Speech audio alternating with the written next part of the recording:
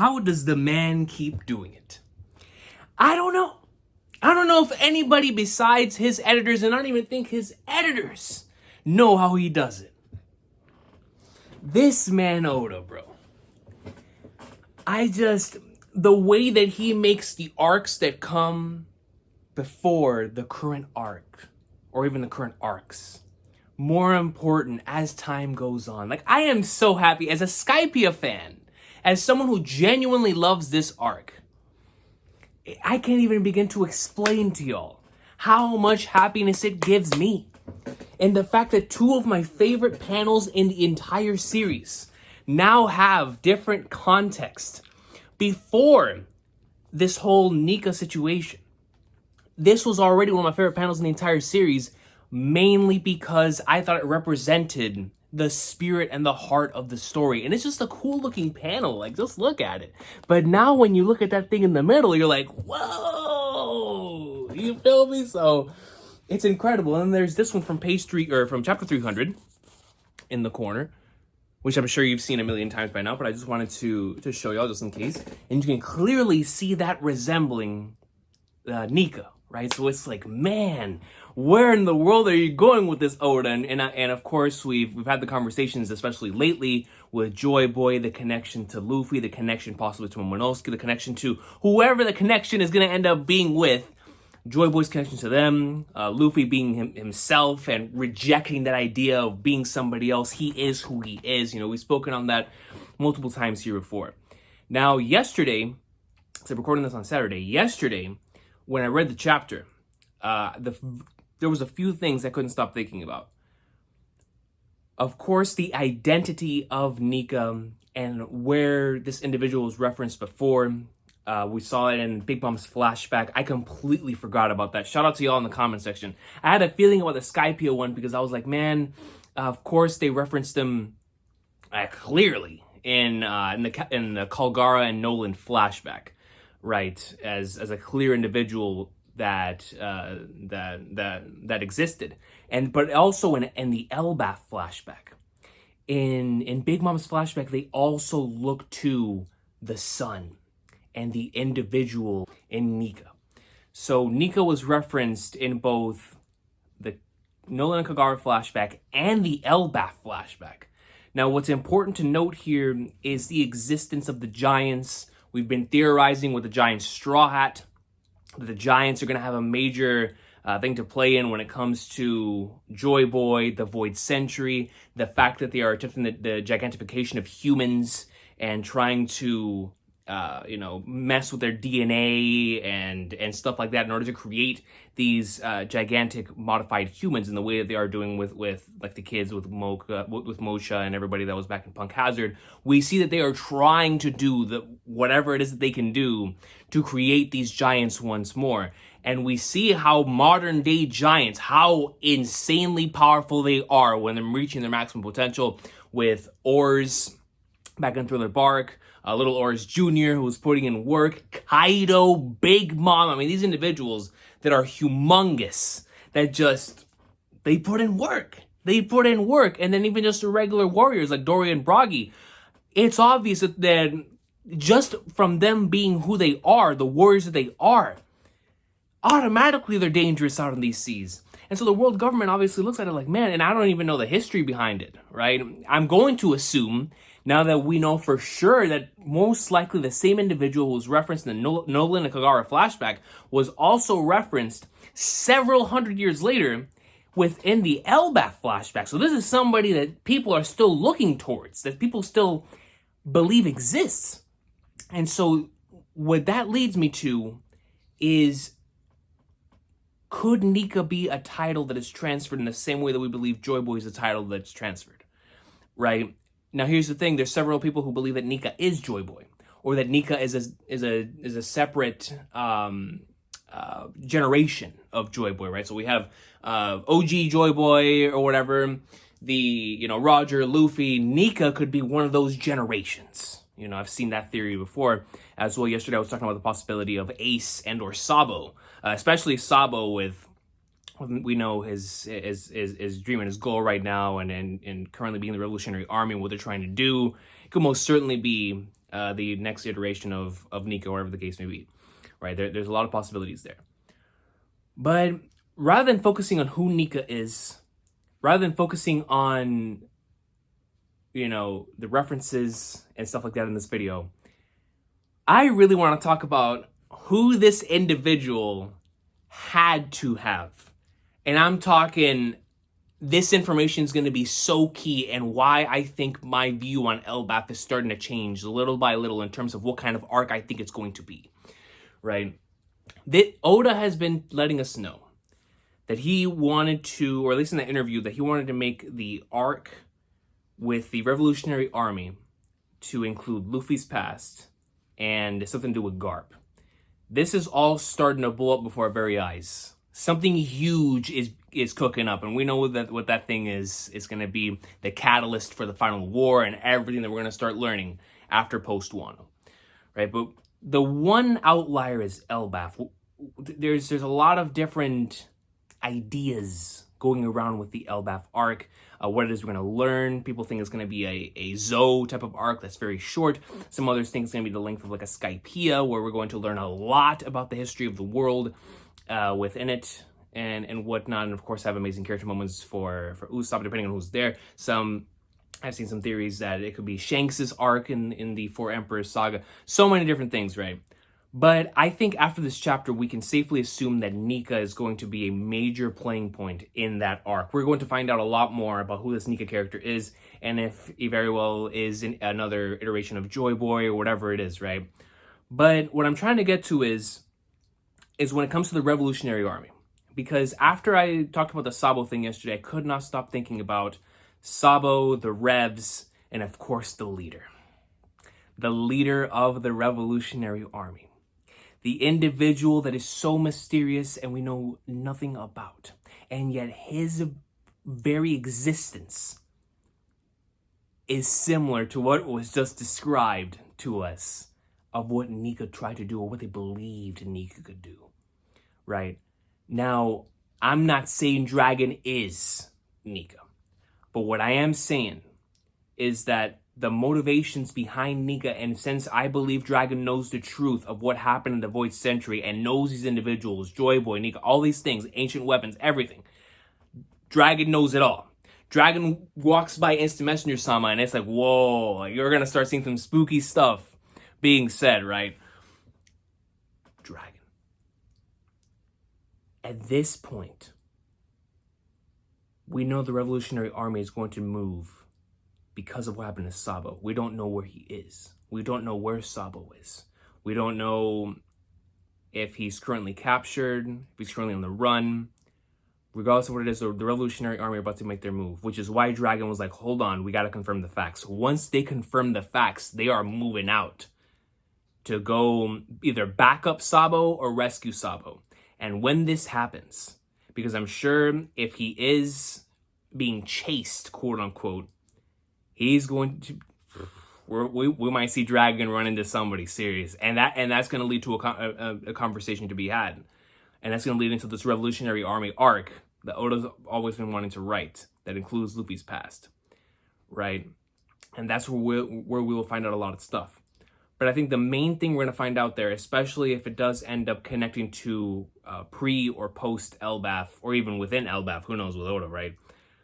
Is going to be the connection of Dragon with Nika. I think I received a comment yesterday that talked about the vanishing of the person, the guard, who told Who's Who this, and how the individual who vanished possibly went into the piece of Impel Down that doesn't exist, quote unquote, in the New Kama land, right? Because that place, unless you are put in there, you don't know that thing exists. You feel me? So everybody who was once believed to be there, they vanished because you don't know that place exists.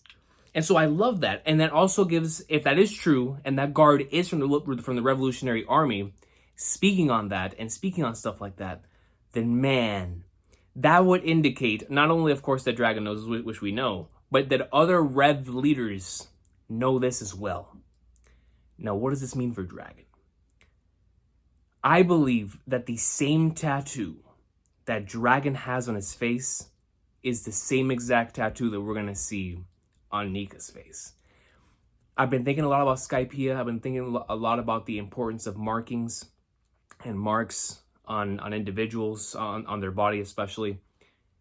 And I think whenever we end up seeing Nika, we're finally going to understand whether that mark is on his face or whether that mark is somewhere on his body. Maybe that mark was a symbol of his clan or of his people or whatever the case may be. That symbol is going to end up being something very important surrounding the character of Nika, because now I think at the very least the embodiment of that character, the motivation of that character, the way that people looked up to Nika is the same thing that Dragon is trying to do to everyone else and has done to other individuals, right? By freeing them and allowing them an opportunity to overthrow this country that oppresses them so much. So who else to be a better motivator for Dragon than for Nika? Now, I'm sure there's going to be a lot more to it with Luffy's mom, with whatever happened with Dragon and Instant Messenger Sama, if anything did happen, the rest of the Void Century, whatever it is. But I think after this chapter, it is safe to assume that Nika is a primary motivation for Dragon. He probably read Nika's story and was like, hold on, dude. There was somebody that was out here trying to do the same thing I'm doing, trying to change the world in the way that others believed that he could change it, and was doing so against the original ancient kingdom. I gotta do the same thing against the current one. Because as we see, as he said in volume 60, where is it? As he said in volume 60, which chapter was that? Chapter 587, I think. Let me see. Dragon. I think it was 587. Yep, right here. He states, this nation is the future of the world in miniature. It's just a mini version of what we're about to get in the world. A world where unwanted things are discarded can never truly be happy. I will change the world one of these days. And yet, even in this place, children will continue to be born. Those of you with the will to fight for freedom, get on this ship. And the thing is with Dragon is we know that between the time that Roger was executed up until Luffy's birth, at some point in the middle of that, actually, yes, somewhere between Roger's execution and Luffy's birth, within that time period, he gained this tattoo, he gained this knowledge. Now here's the thing, all of this has to be connected, right? All of this.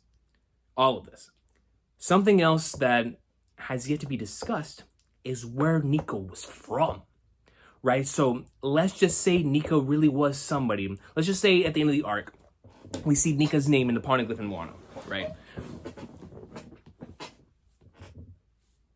In some way, shape, or form, whether it be Toki leaving the message behind or a flashback to Toki stating the name, I think if Toki, at the very least, there's a mention or somebody within the Poneglyph mentioned this individual, and if Kaido mentions him as well, or we start getting to unravel more about the Joy Boy thing and his flashback, then with the Celestial Dragons being so prominent in God Valley, something must have taken place, because of course the main theory right now is that God Valley is Onigashima. Kaido's protecting this place because it is special. Now he's talking about certain things in regards to the next Joy Boy. He obviously knows way more than we initially, or at least I initially believed that he knew. So I'm really, really curious on what actually took place in God Valley. And if Dragon might have been influenced by that, because if the Celestial Dragons were there, you already know there was some messed up stuff going on. But the fact that they were being protected by Roger, that's the thing about that flashback that always gets me. Like, I need to see it because I need context. You need context, that type of stuff. You can't just drop that. You know how Garp is. Garp hates the Celestial Dragons, and I'm sure he hates them because he had to protect them at one point in time, which is why he never accepted the Admiral spot. He was like, yo, I ain't taking orders from them. I had to defend them that one time. Whatever was happening, I don't know if it's because of rocks, and he realized the danger and the threat of what was going to happen to the entire planet, to the entire world. From then on, if rocks would have succeeded in eradicating the Celestial Dragons or or whatever the case may be, right? Maybe Rox was trying to do something there. Maybe Rox was the quote-unquote good guy there, right? In terms of the way that we look at morality now, within the current version of the One Piece world, going on and being like, oh, the Celestial Dragons are here? No admirals to protect them? Bet! Let's throw heads! Finally, time to get rid of the scum of the earth. And then, of course, Garp, being the person behind, or the hero of the Marines, or he became the hero of the Marines after that, maybe at that point he was like, yo, hold on, man. I can't allow this man to do such a thing. But he didn't want to do it. He knows how ridiculous and devious and malicious those individuals are. So it's like, it makes me think about that arc and about that thing, because of course slavery has been brought up many, many, many, many times in this story. And the freedom of those slaves and the freedom of oppression is a huge, huge theme in this story. And almost every single arc too, right? And Luffy's always the one that comes in, which is why everybody believes that Luffy's Nika. And then there's the whole laughter concept of him bringing laughter, which is why whenever I originally saw it, I was like, yo, he's got to be Joy Boy. He's got to be Joy Boy, or at least some sort of iteration of Joy Boy, right? So it's like, it's tough. It's tough to see like who exactly the individual is, who the current Nika is, right? We don't know if it really is the title being passed down. Could you imagine something crazy like Instant Messenger Sama's like, yo, call me by my real name? He drops that. Yo, like, we don't know. We don't know. But like I always say whenever I bring up Dragon, there's one conversation that needs to be had in this story. There's one combo, and that is, if Shanks is gonna be meeting up with Blackbeard, and after this arc, whatever happens is gonna happen. If this man Sabo's still up in the Marijoa, Instant Messenger Sama and Dragon are gonna have a conversation, and within that conversation, I think there is where we'll get the clearest picture before the Void Century of what actually happened back in those times. Specifically with everything that we've known so far. You know, we keep getting these, it's nuts. It's like Oda right now is preparing the table.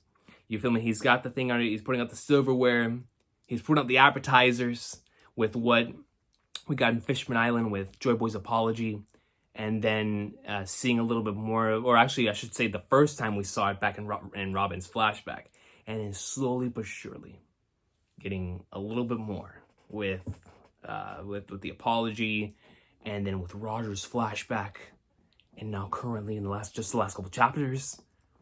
I mean, he's setting up for something big, and what scares me is that he's setting it up now, which means that if he's setting this up mid-Wano, he wants payoff end of Wano.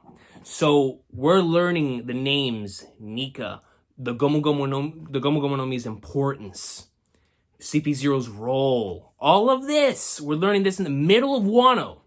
Why? Because either in Kaido's flashback or at the very end of the arc, when we finally get to read that poneglyph, we're going to find out something that's going to start putting the pieces together. And when stuff starts popping off, we're going to forget about it for a little bit because there's going to be so much hype things going on. But once again, when Dragon meets Instant Messenger Sama, when flashbacks start hitting and we find out the origin of the Revolutionary Army, we're going to look back to this chapter, and we're going to be like, whoa, that's where this whole thing started coming into it. Like, we finally started seeing the bigger picture here and the puzzle being put together. And it's crazy. It's crazy to me that this is put into something that's already amazing, right? Because this fight has been awesome. Jinbei's been throwing. I didn't even talk about Jinbei.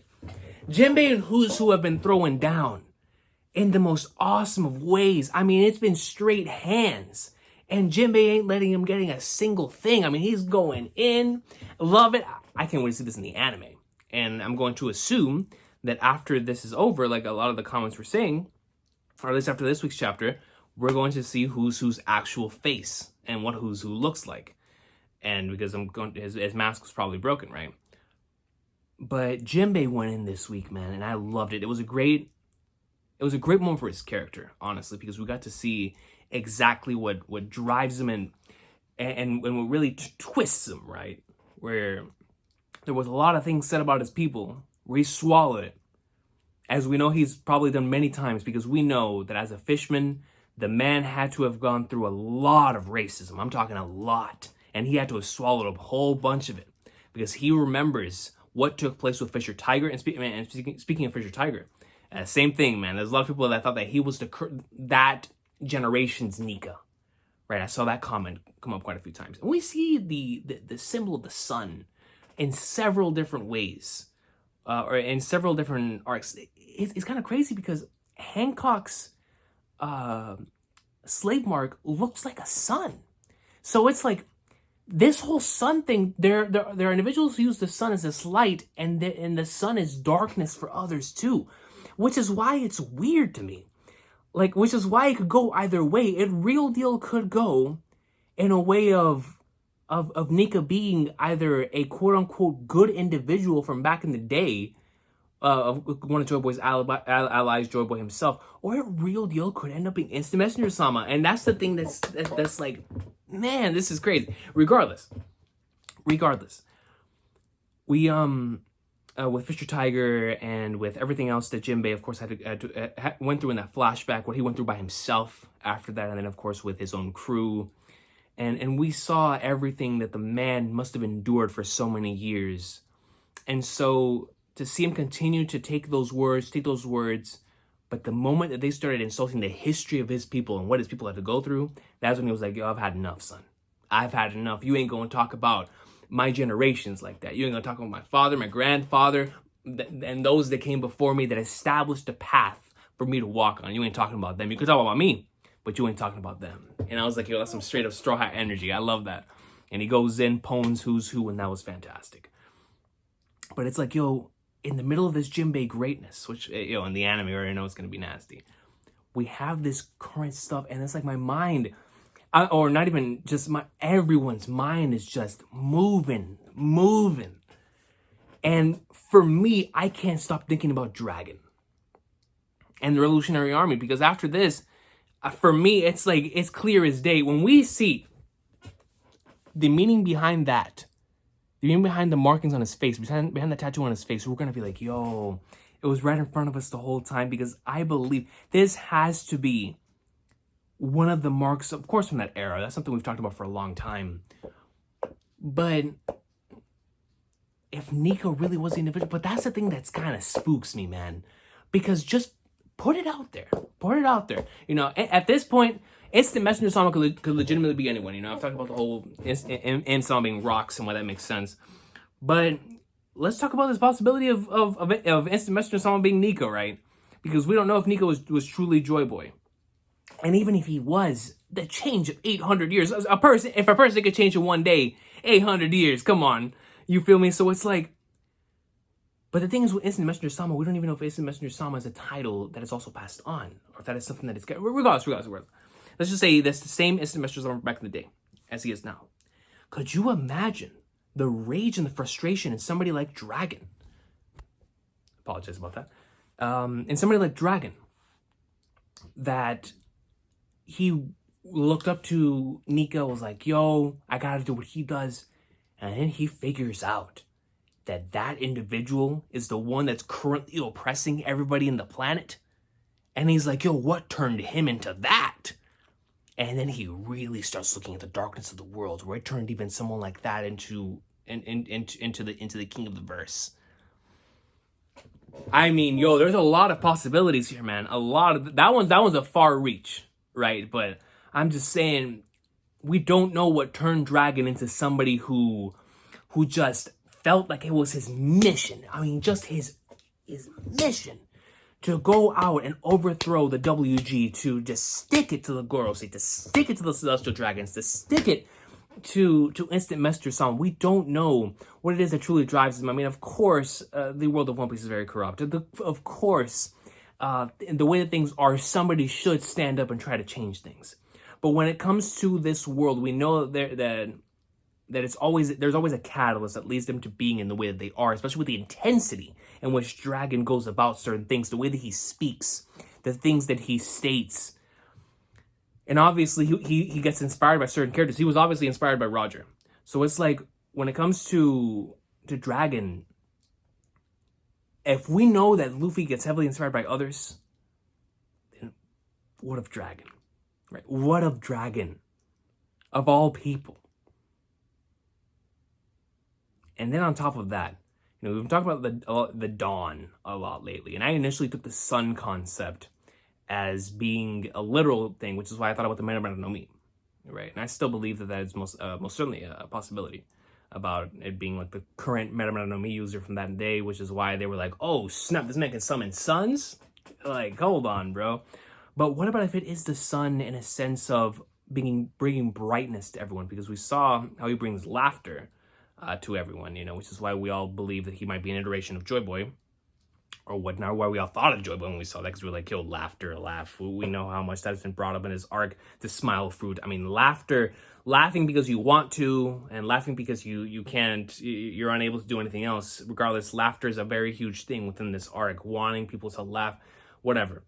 A lot of that is something, a very prevalent theme within this saga. So it's like, man, but what about if the sun really is in the way that individuals look at Luffy?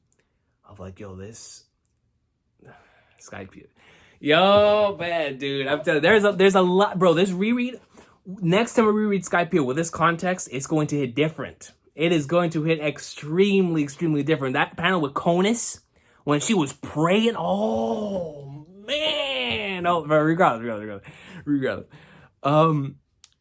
But the sun and the dawn, that's been brought up a lot. Obviously, there's even so much talk about it and how it could mean symbolically that a lot of us believe that by the time that the sun starts coming up and the dawn starts rising on Wano, we're gonna see Luffy finally defeat Kaido. When the dawn is rising, both in a symbolic sense, but in a literal sense as well. Now, it fascinates me, man. Because if the dawn really is connected to this sun, this person that brings brightness to others, and it's not a literal thing, it's a symbolic thing, then most certainly Joy Boy could end up, or Joy Boy could end up being Nika. And of course, finding out what Joy Boy was actually inspired by earlier this week, I had never known that he was inspired by an individual in, I believe it was West Indian culture. I was at that book. I don't know if that screenshot was taken from like a textbook or something, but I remember seeing that a whole bunch yesterday, and it just blew my mind. I was like, yo, so this man's had this planned from all the way back then, right? I mean, we know he has, but it blew my mind. But it's like, man, if the dawn or the sun is a representation of what it does to other people, then it's got to be Luffy. But regardless, I guess it doesn't really matter who it is in this time. It is who the one that they were talking about back then was, and who that individual motivates in this day and age. Because we see that obviously whoever knows of this person has to be stopped on sight. At the very least, that name. Because I'm sure, because of the way that people loved the and talked about the Nika in reference without actually talking about his name. Like in the Nolan Kagara flashback, we saw everything they did for him. But in Elbaf, these are two places that the WG does not get really involved in until later on for that side. But in Skypiea, ain't no WG going up there. So it's like only these places that are really out of reach. And then Loki, then what of Loki? There's so much, man, so much.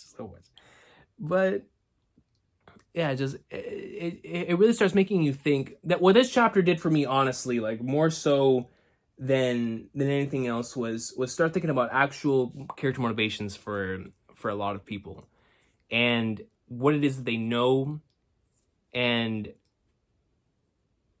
how that knowledge caused them to move, like in the same way that Who's Who moves in this chapter.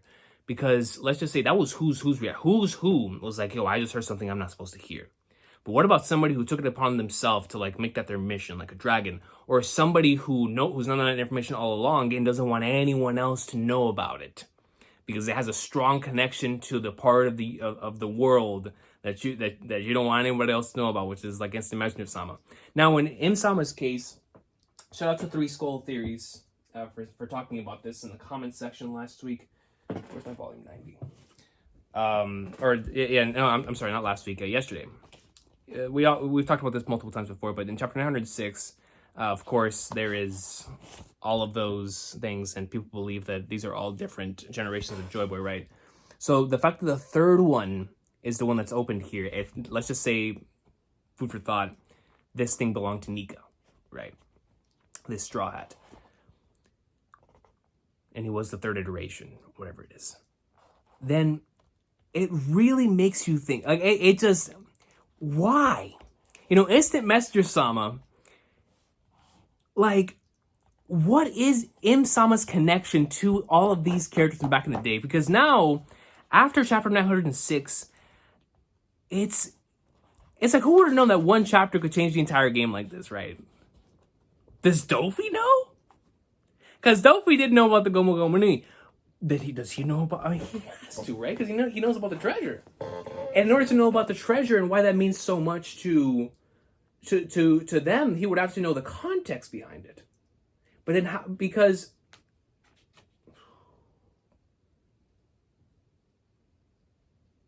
wait, the assassin. He's currently in Impel Down. Who's who? The only two people that have ever escaped out of Impel Down was Who's Who and Shiki. So we don't know exactly where, which is why when I was talking about that thing earlier about the individual vanishing, we have no idea really where he was captured, right? We don't know if it was Impel Down. But for Doflamingo, who really is an Impel Down, Who's Who was afraid for his life when he heard this information. If the WG sends the same assassin that they tried to send towards Who's Who to get Doflamingo, can you imagine that conversation? Doflamingo and the assassin from the WG, and he starts saying some spooky stuff. Like, yo, Doflamingo just starts name dropping crazy. And for years, or One Piece is about to end, but for maybe like a year or a couple months, right? We're all like, what in the flying flag is this man talking about? You just like you just hear Doflamingo just start dropping some spooky behind names. And we're like, what in the flag is he talking about? I don't know, man. It's just what this chapter did was just open the door, just like the chapter before, and just so many theories, so many things to talk about. I can't even put all of it together, right? I mean, I don't know anybody who can. It's crazy. So many different possibilities. The fact that he's done this in the middle of this battle, and it's the very first battle, or the second battle after Nami versus Ulti that we're seeing on Tobiropo. Like, this is insane. This is insane. Man. But man, next time, I don't know when Act 3 is ending. I don't know if Act 3 is the final act, or if we're about to cut out soon. But then if we do end up cutting out soon, bro, like I said, this is what scares me. Getting this knowledge now, getting this information now tells me there's payoff for it soon. Because we've already seen multiple amounts of payoff in terms of us thinking about this information a lot for what we got in the Reverie, what we're getting the post-Reverie stuff, and during the post-arcs, or the post-acts. It's like, yo, all this stuff is popping off. We know how important it was. We know why Oda gave us that information, or he gave it to us. So it's like, since Oda's giving us this information now, when we cut back out to the world again, I'm scared, bro. I'm legitimately like, hold on. Who's gonna start talking about this stuff, man? Like, I don't know. This is getting crazy. This is getting crazy. It's like, when you see stuff like this, you can really tell Oda's setting up for the end game of the story. He's been setting up for the end game for the story for a very long time. But when you see stuff like this, you like legitimately start seeing the table being laid out, man. And it's like, hold on, man. Like, and you start putting the pieces together, and theories start rolling, and you're like, bro, but which one is it? And then knowing Oda, it's none of them. He starts breaking ankles. But it's fascinating, man. It really, really is.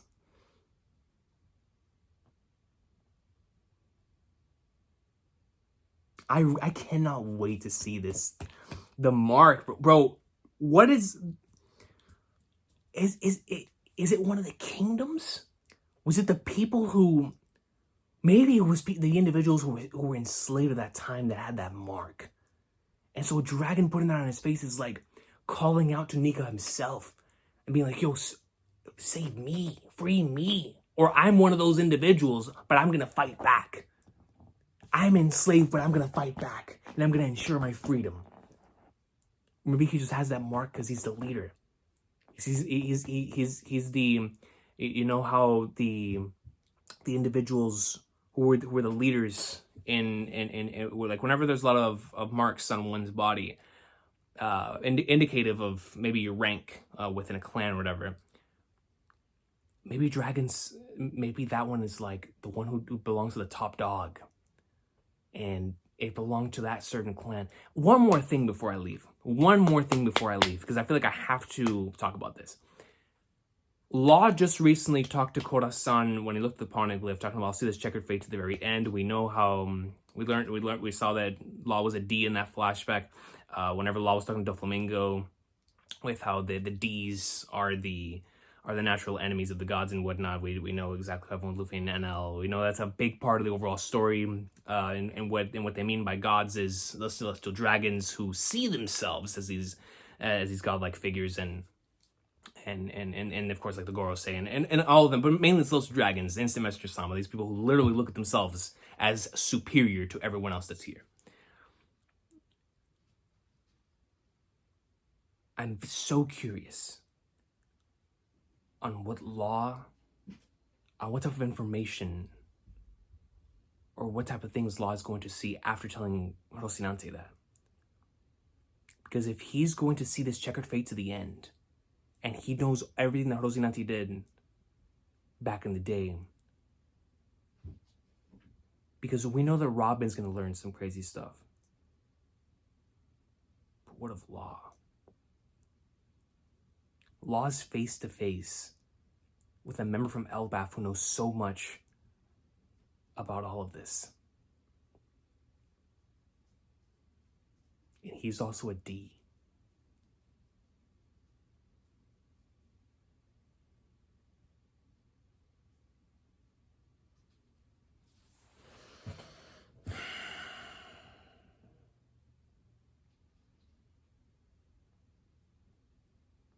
It's crazy. Yeah. this chapter, man. But y'all have a good one. I think I've had enough rambling for today. Y'all have a good one, man. Let me know what y'all think about any of this or any additional theories along with the ones that you put in the reaction. I look forward to reading it. Because man, this is getting wild, dude. It's getting crazier and crazier every week. Like I thought the Gomu Gomu no Mi thing was huge, and then we get this, and it's like, yo, certain things that were important back in the day are even more important now for different reasons. It's like these things that we kept looking at. Like, oh, okay, it's just natural, they look up to the sun. No, there was a person that lived the void century. That's so interesting, though, because we know what NL is. At first, you're like, yo, this is it feels like it's this deity who is just smiting these people, but then we see that it's just a dude with a fruit. But it's that on a way larger scale, where it was an individual who actually lived. But then his greatness has lived on for so long that people actually looked at him like a deity. And that is fascinating, because it just shows you how Oda looks at this type of stuff. It's like, yo, I'm out of here. I'm out of here, man. Y'all have a good one. Peace out. One Piece greatness. This is crazy.